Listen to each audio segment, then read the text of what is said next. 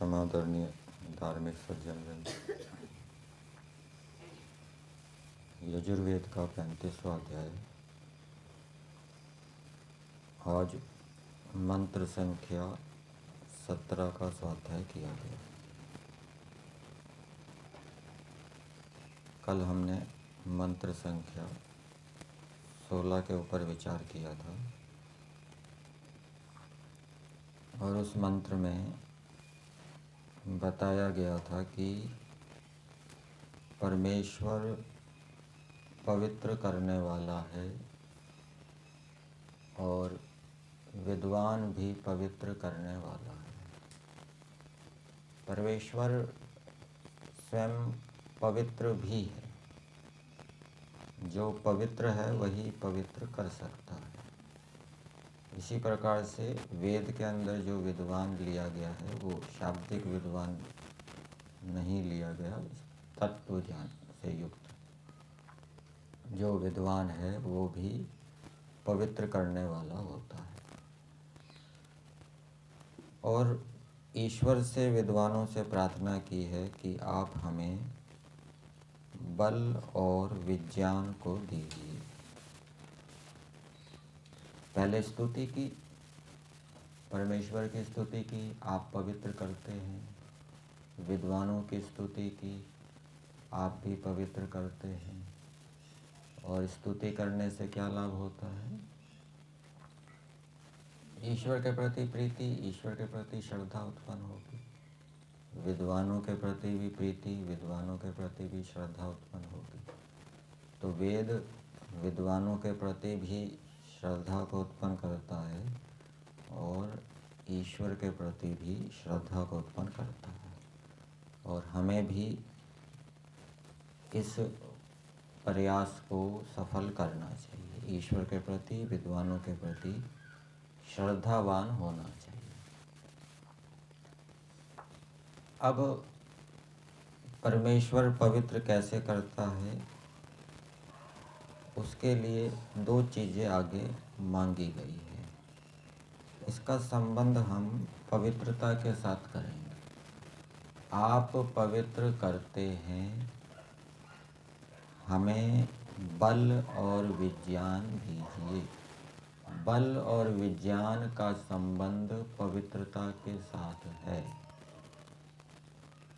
जिसके पास शारीरिक बल नहीं होगा उसका जीवन पवित्र नहीं हो पाएगा।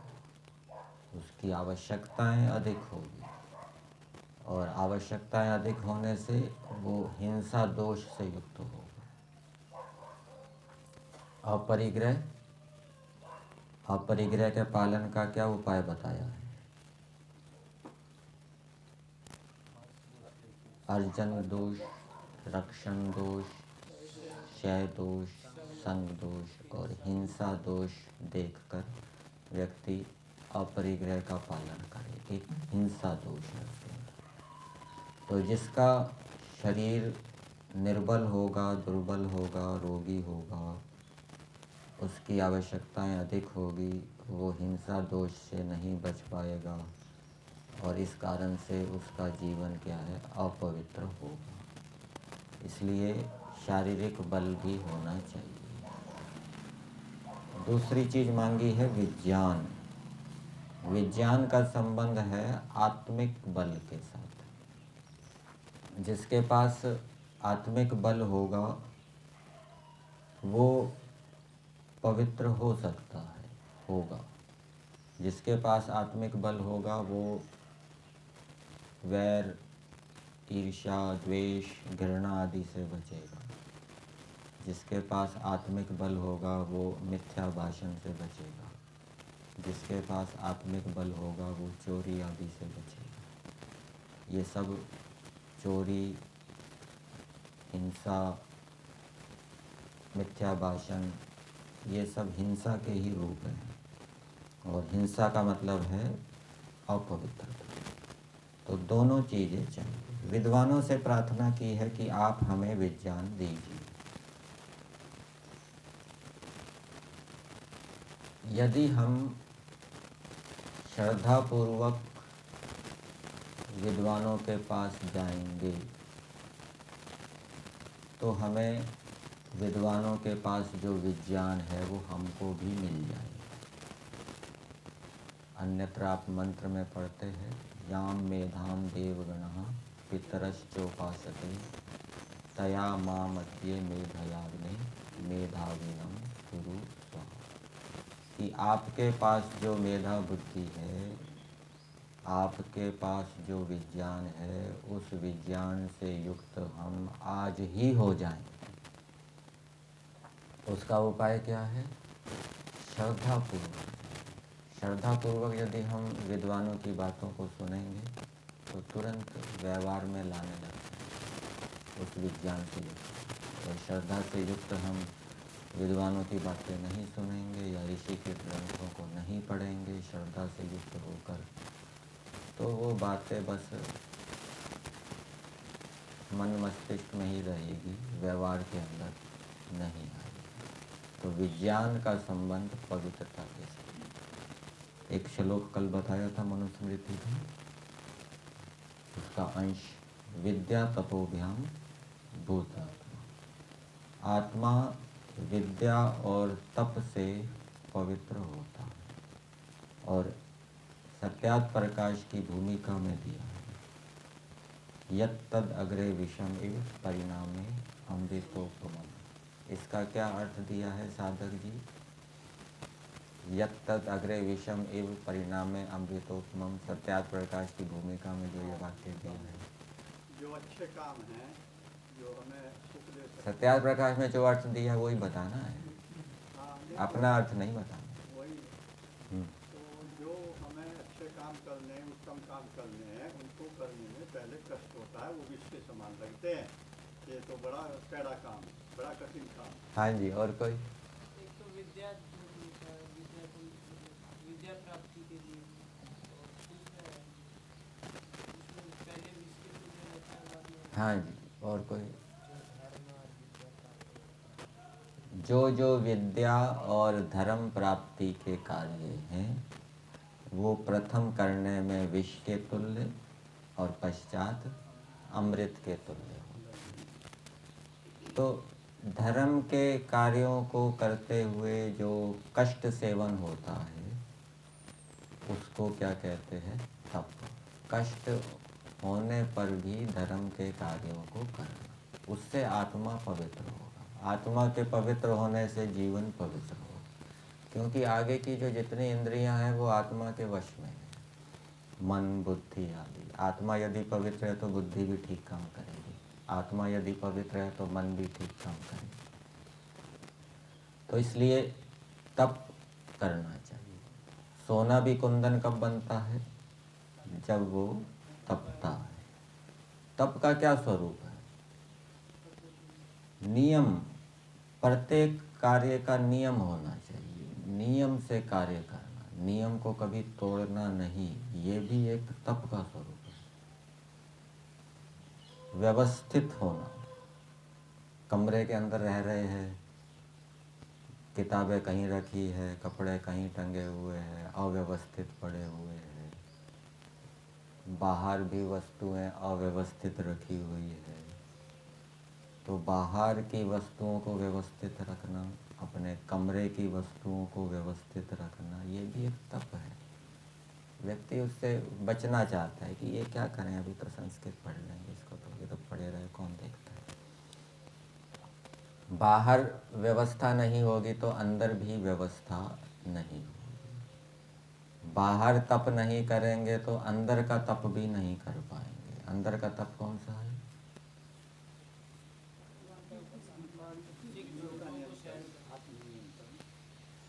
मान अपमान को सहन करना। और जो हम ध्यान करते हैं, ध्यान के समय जो अनेक प्रकार की दूसरी वृत्तियाँ आती हैं उनको रोकना, सहन करना, बैठना। तो बाहर का तप यदि नहीं किया तो अंदर का तप भी नहीं कर पाएंगे। बाहर यदि व्यवस्था नहीं होगी तो अंदर भी हम व्यवस्थित नहीं होंगे, हमारे विचार व्यवस्थित नहीं होंगे, इधर उधर के विचार आते रहेंगे। इसलिए हमें तप करना चाहिए, इससे पवित्रता होती है। और त्रुटि होने पर दंड लेना, ये भी तप का स्वरूप है। दिन भर कितनी त्रुटियां होती रहती हैं और दंड नहीं लिया जाता। कोई संकल्प लिया और ऐसा संकल्प होना चाहिए कि भाई ये संकल्प पूरा नहीं होगा तो मैं भोजन नहीं करूँगा, स्नान नहीं किया तो भोजन नहीं करूँगा, संध्या नहीं की तो भोजन नहीं करूँगा, गायत्री जप नहीं किया तो भोजन नहीं करूँगा, पाठ की तैयारी नहीं की तो भोजन नहीं करूँगा। ये तो एक दिनचर्या से संबंधित अपना व्यक्तिगत। और कोई त्रुटि हो गई हमसे, सामाजिक किसी की हानि हो गई, हमने झगड़ा कर लिया, झूठ बोल दिया किसी को, ईर्ष्या द्वेष से युक्त हो गए, चोरी कर ली, आलस से प्रमाद कर दिया, काम ठीक प्रकार से नहीं किया, तो वहाँ पर भी दंड लेना चाहिए। दंड के बिना सुधार नहीं होता, पूज्य स्वामी विवेकानंद जी बताते हैं, और अनुभव भी होगा आपका। तो त्रुटियों के होने पर दंड लेना, ये भी एक तप है। आत्मनिरीक्षण से त्रुटियों का पता लगेगा, कौन कौन सी शरीर से, मन से, वाणी से त्रुटियां होती हैं। भय उत्पन्न हो गया, भयभीत हो गए, ये क्लिष्ट वृत्ति है। ये भय की वृत्ति कैसे आ गई? दंड। मन के ध्यान के समय ये लौकिक वृत्ति कैसे आ गई? दंड। ध्यान के समय मन ईश्वर में स्थिर क्यों नहीं हुआ? तो इस प्रकार से दंड लेने का अभ्यास बनेगा तो सुधार हमारे हाथ होगा। और हम दंड को दूसरे के ऊपर छोड़ देंगे, भाई दूसरा देगा तो लेंगे, नहीं तो अपने आप तो लेंगे नहीं।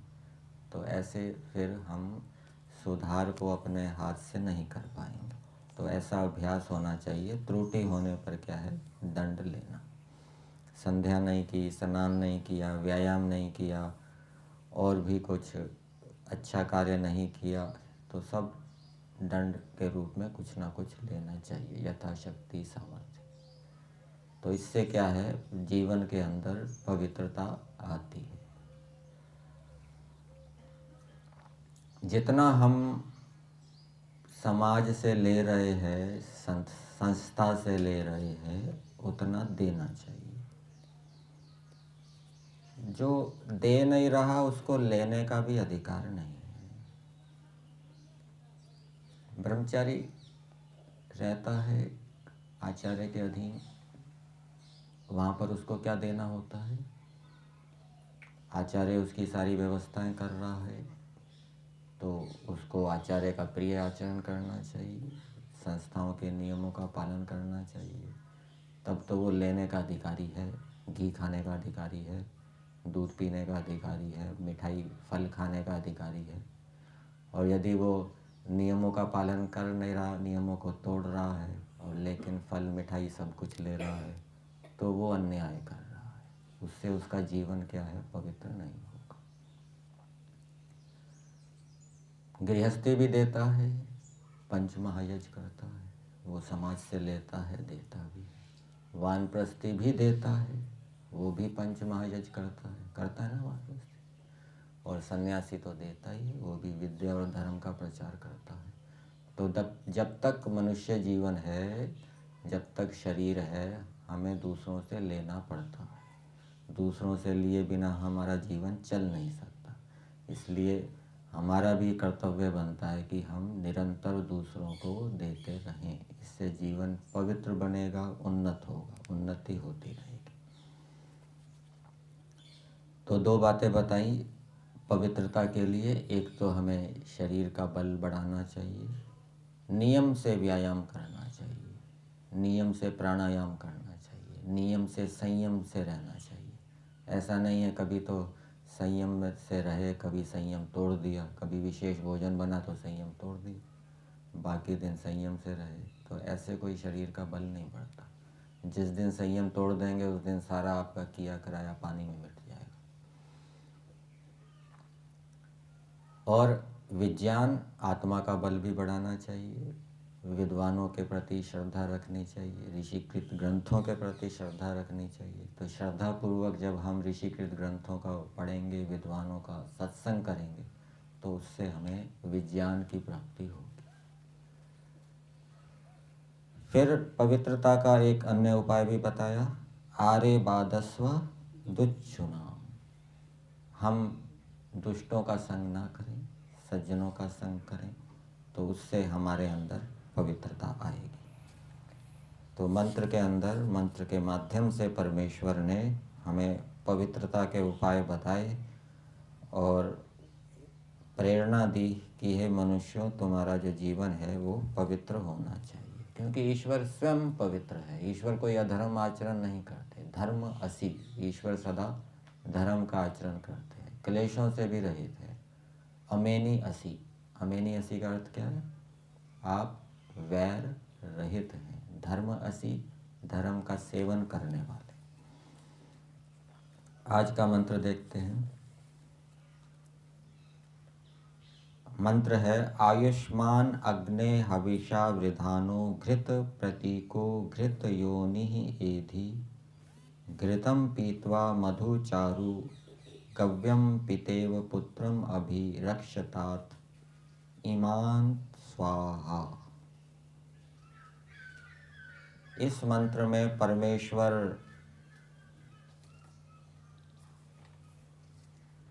राजा को आशीर्वाद दे रहे हैं,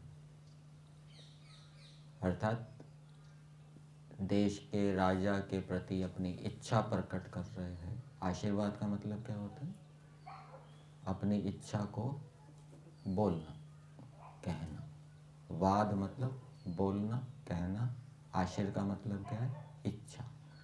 तो अपनी इच्छा को प्रकट कर रहे हैं। राजा के प्रति जो परमेश्वर की इच्छा है कि राजा कैसा होना चाहिए, वो इस मंत्र में परमेश्वर बता रहे हैं। राजा को संबोधन कर रहे हैं, अग्ने, हे राजन। परमेश्वर राजा को संबोधन कर रहे थे। तो संबोधन करते हुए भी राजा की विशेषता बताई कि राजा कैसा होना चाहिए? अग्नि होना चाहिए, अग्नि के समान तेजस्वी। यहाँ पर दिया है, अग्नि के तुल्य वर्तमान तेजस्वी राजन। तो राजा को तेजस्वी होना चाहिए, अर्थात विशेष विद्या से युक्त होना चाहिए, चतुर्वेदविद होना चाहिए, चारों वेदों को जानने वाला होना चाहिए, वेदों का ज्ञाता होना चाहिए। और फिर राजा के लिए कह रहे हैं, आयुष्मान एधि, हे राजा तो विशेष बहुत अवस्था वाला हो, आयुष बहुत जीवन काल वाला हो। ये राजा को आशीर्वाद दे रहे हैं परमेश्वर कि राजा ऐसा होना चाहिए, बहुत अवस्था वाला होना चाहिए। छोटी अवस्था वाला राजा नहीं होना चाहिए, छोटी अवस्था में मर जाए, ऐसा नहीं होना चाहिए। दीर्घ अवस्था वाला, दीर्घ जीवन वाला होना चाहिए। और राजा को क्या करना चाहिए? राजा को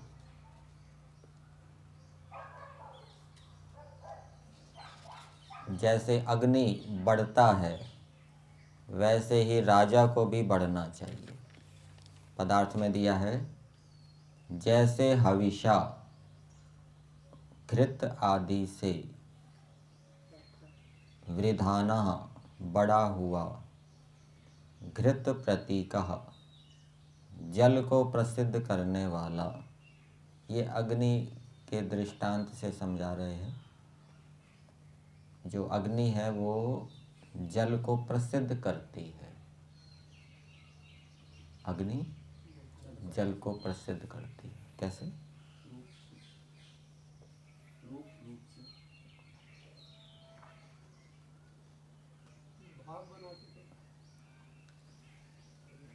अग्नि से भाप बनती है, भाप से वर्षा होती है, जल आदि उत्पन्न होते हैं।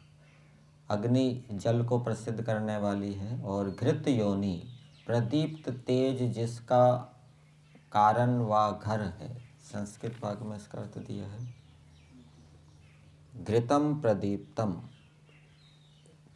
प्रदीप्त तेज, घृत का अर्थ होता है एक तेज, प्रदीप्त तेज। घृत का अर्थ और भी बताया था मैंने। घृत का अर्थ घी भी होता है, घृत का अर्थ जल भी होता है। घृ शरण दीप्तयो धातु से घृत शब्द बनता है। तो दीप्ति अर्थ में प्रदीप्त तेज योनि कारम व गृहम यस्य, अर्थात अग्नि क्या है, वो प्रदीप्त तेज के अंदर रहती है। प्रदीप्त तेज जिसका कारण है, ऐसी जो अग्नि है वह अग्नि बढ़ता है। वैसे आयुष्मान बहुत अवस्था वाले आप पूजिए। जैसे अग्नि घी से बढ़ता है, वैसे आप भी अपनी आयु को बढ़ाएं। किससे बढ़ाएं? घी खाकर। घी खाकर अपनी आयु को बढ़ाएं। आगे दिया है मधु चारु गव्यम घृतम पीत्वा। मधुर सुंदर गऊ के घी को पीकर आप अपनी अवस्था को बढ़ाएं। जैसे अग्नि घी से बढ़ता है, वैसे आप भी अपनी अवस्था को बढ़ाएं। मतलब कि राजा को अच्छा विशेष भोजन करना चाहिए, क्योंकि उसका सारी प्रजा उसके अधीन है, प्रजा की सुरक्षा उसके अधीन है, उसके बहुत बड़ा अधिकार है, जिम्मेदारी है। और राजा यदि स्वस्थ नहीं होगा, दीर्घ अवस्था वाला नहीं होगा, तो फिर प्रजा की रक्षा पालन अच्छी प्रकार से नहीं हो पाएगा। और फिर आगे बताया है, एक दृष्टांत और दिया है।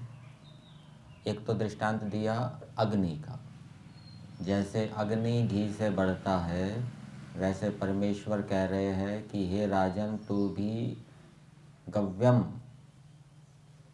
गऊ का घी लिखा है, भैंस का नहीं लिखा वेद के अंदर, गाय आदि पदार्थ, गाय के घी खाकर अपनी आयु को बढ़ाओ। दूसरा दृष्टांत दिया है पुत्रम पिता एव। जैसे पिता पुत्र का पालन करता है, वैसे आप भी स्वाहा सत्य क्रिया से इन प्रजास्थ मनुष्यों की प्रत्यक्ष रक्षा कीजिए। तो पिता जैसे पुत्र का पालन करता है, वैसे ही जो राजा प्रजा को पुत्रवत मानता है, वो आदर्श राजा है। वो वेद की दृष्टि से वो वैदिक राजा है, जो पुत्र के समान प्रजा का पालन करता है, उनकी रक्षा करता है, उनका ध्यान रखता है। तो इस प्रकार से राजा को पुत्र के समान अपनी प्रजा की रक्षा करनी चाहिए। ये तो बता दिया। तो प्रजा की वो रक्षा पुत्र के समान कैसे करेगा, इसके लिए सत्यार्थ प्रकाश के छठे समोल्लास में दिया है। एक तो राजा को क्या होना चाहिए, निरंकुश नहीं होना चाहिए, स्वतंत्र नहीं होना चाहिए। यहाँ पर दिया है, एक को स्वतंत्र राज्य का अधिकार नहीं देना चाहिए, किंतु राजा जो सभापति तदधीन सभा, सभाधीन राजा, ये जो मंत्र के अंदर पदार्थ दिया है, इसमें प्रजाएं भी कह सकती है, प्रजाएं भी राजा को कह सकती है कि हे राजन, आप तेजस्वी होजिए, और जैसे अग्नि घी से बढ़ता है वैसे आप भी बढ़िए। प्रजाएं भी राजा को कह सकती हैं, अथवा ईश्वर भी सीधा कह सकता है। और आप हमारी रक्षा कीजिए पुत्र के समान। तो इसके लिए प्रजाओं को भी कुछ पुरुषार्थ करना पड़ेगा। किसी को स्वतंत्र रूप से राज्य का अधिकार नहीं देना चाहिए, किंतु राजा जो सभापति तदधीन सभा, सभाधीन राजा, राजा और सभा प्रजा के अधीन, ठीक है ना। राजा सभा के अधीन हो, सभा राजा के अधीन हो, और राजा और सभा ये दोनों प्रजा के अधीन हो, और प्रजा राजसभा के अधीन रहे। जब ऐसी व्यवस्था होगी तब प्रजा का पालन अच्छी प्रकार से होगा। और कौन कौन सी सभाएं बनानी चाहिए? 3 सभाएं राजा को बनानी चाहिए प्रजा का पालन अच्छी प्रकार से करने के लिए। कौन कौन सी? क्या सभा? राजसभा, धर्मसभा, राजसभा, विद्या सभा, धर्म सभा और राजसभा, 3 सभाएं राजा को बनानी चाहिए। विद्या सभा में कौन होने चाहिए? महाविद्वानों को विद्या सभा का अधिकारी बनाना चाहिए, जो वेदों को जानने वाले हैं। धार्मिक विद्वानों को धर्म सभा का अधिकारी बनाना चाहिए और प्रशंसनीय धार्मिक पुरुषों को राजसभा के सभासद बनाना चाहिए, और जो उन सब में सर्वोत्तम गुण कर्म स्वभाव युक्त महान पुरुष हो उसको राजसभा का पति रूप मान के सब प्रकार से उन्नति करे। अब इन 3 सभाओं में जो सबसे श्रेष्ठ व्यक्ति है उसको राजा बनाना चाहिए, ठीक है ना? विद्या में भी, धर्म में भी। और आगे दिया है कि राजा और राजसभा के सभासद तब हो सकते हैं कि जब वे चारों वेदों को कर्म उपासना ज्ञान विद्याओं के जानने वालों से तीनों विद्या सनातन दंड नीति न्याय विद्या आत्मविद्या अर्थात परमात्मा के गुण कर्म स्वभाव रूप को यथावत जानने रूप ब्रह्म विद्या और लोक से वार्ताओं का आरंभ सीखकर सभासद और सभापति हो सकते हैं। तो सभापति कौन हो सकता है? राजा कौन हो सकता है? राजा किसको बनाना चाहिए? उसके पास 3 विद्याएं होनी चाहिए। कौन कौन सी 3 विद्याएं बताई? न्याय विद्या, एक दंड नीति, सनातन दंड नीति, दूसरा न्याय विद्या, तीसरा आत्मविद्या। आत्मविद्या को ब्रह्म विद्या भी कहा है, ठीक है ना? जो परमेश्वर के गुण कर्म स्वभाव को यथावत जानना रूप, ये ब्रह्म विद्या है। तो राजा यदि ऐसा होगा तो वो प्रजा का पुत्र के समान पालन करेगा। कौन कौन सी विद्याएं बताई? 3 विद्याएं। हाँ जी सानी जी, राजा के पास 3 विद्याएं कौन कौन सी होनी चाहिए?